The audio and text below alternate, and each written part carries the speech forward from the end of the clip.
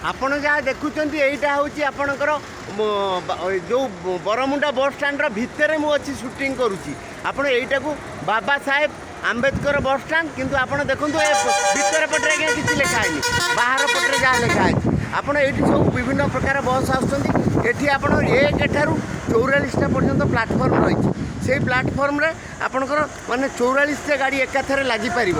ଏବଂ ସୁବିଧାର କଥା ଯେ ଆପଣ ଯଦି ବସଷ୍ଟାଣ୍ଡ, ମୁଁ ବର୍ତ୍ତମାନ 7 ନମ୍ବର ଗେଟ୍ ପାଖକୁ ଯାଉଛି, ଆପଣ ଦେଖିପାରିବେ 7 ନମ୍ବର ଗେଟ୍ରେ ବର୍ତ୍ତମାନ ଗୋଟେ ଡିସପ୍ଲେ ବୋର୍ଡ଼ ଅଛି, ଯେଉଁଠିକି ଆପଣ ସବୁ ଜିନିଷ ଡିସପ୍ଲେ ହେଉଛି। ଆପଣ ଦେଖନ୍ତୁ ଏଠି କେମିତି ଡିସପ୍ଲେ ଅଛି, କେଉଁ ଗାଡ଼ି କୁଆଡ଼େ ଯିବ, କେତେବେଳେ ଯିବ। କିନ୍ତୁ ଦୁଃଖର ବିଷୟଟା ଇଂଲିଶରେ।